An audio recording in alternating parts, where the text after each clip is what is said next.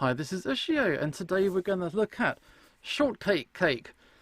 And this is a shoujo manga that Viz Media are currently pushing out, and there's about 8 or 9 volumes currently out. I'm going to be covering 4 of them, so this is today's video.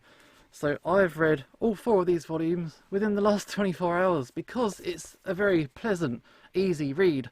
And I've been having a bit of fun getting to know this character and the people around her. So this is Ten.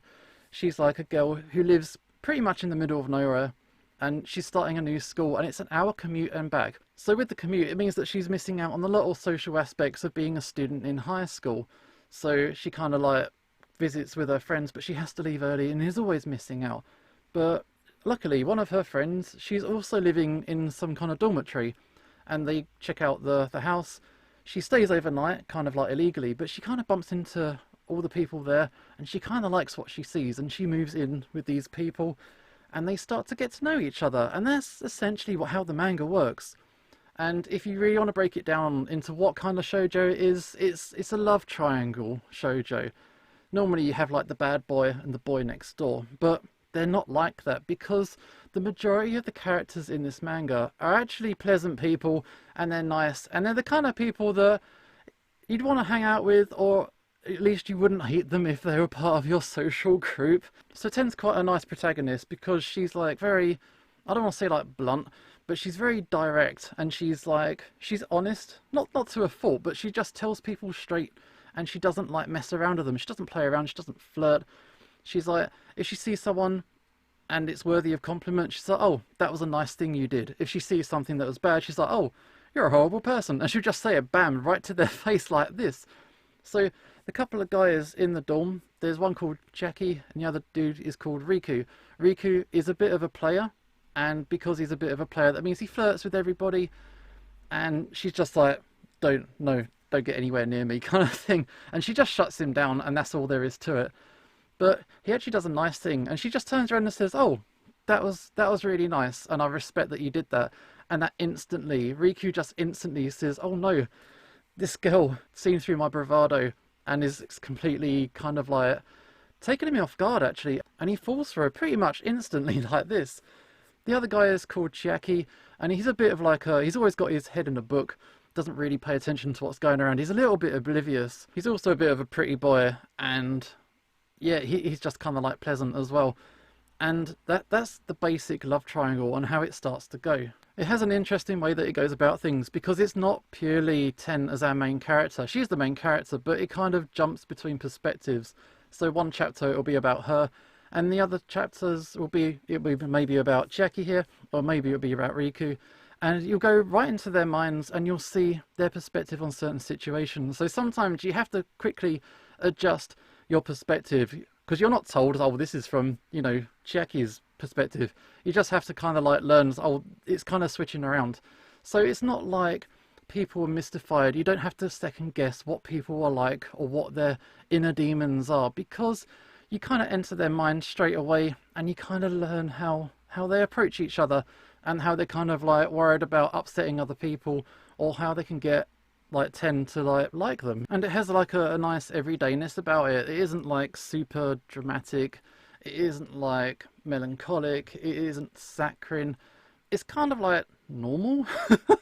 And they're just having their everyday lives. They kind of like sit around, have a meal, have a bit of a chat, but they'll kind of dwell on interactions maybe they've had a little bit earlier. So, oh, maybe I said something that might have upset someone, or maybe I could say something that would get this person to like me or respond to me in the way that would make me feel more confident. It's clear that we're not told everything up front, but it's not because they're mysterious, it's because they're private and they're personal and it's their own business.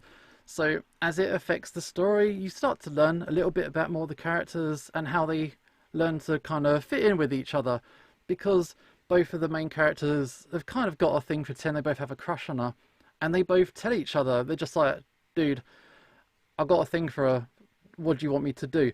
You know, and they kind of talk about it like that. They're not going to be super love rivals and they're going to have a fist fight, but they're going to have a rivalry where they're both aware and they're both happy if the other person succeeds, sort of, but they're trying to watch out for their own feelings as well. It's a bit of a delicate mix. And because it's a bit of a delicate mix and there isn't like a big important story, it's very like everyday in its approach. The early volumes are fine, but by volume 4, I'm starting to get a little bit, just a little bit worried about, are they stretching it out too much? Is 10 a little bit too unresponsive to these guys putting the moves on her? Not that bad moves, but they're trying to be fairly honest with her, and they're like, they just tell her directly, oh, I like you. Or one guy, he kisses her on the cheek at a given moment, and she's like, oh, was that for real? And it's just like, no, it actually was for real. It's pretty obvious and pretty honest, open, direct act of communication to you in a non-creepy, manipulative way. It was kind of like, these guys are actually fine and they're trying to do right by you. But if you're not going to give them anything in return, not like wishy-washy, but just non-responsive kind of thing. She's got her own hang-ups which you haven't actually learned about, which I think gives hope for where the thing's going to go in the future. So I'm actually really keen to read more. It reads really well, and I do quite like, it has like a filter in its imagery. So a lot of time in shoujo manga, there'll be a reliance on like certain kinds of tones like flowers or, you know, like wind or light or something like this, to kind of have like a filtered view of the world. In Shortcake, it kind of relies on geometric shapes, particularly squares, but not exclusively so. It also has like diamonds or very simply drawn like stars, this kind of stuff. And it just gives it a nice little approach on a consistency in the tone and mood throughout. It's difficult to explain. It isn't rushed, it isn't slow.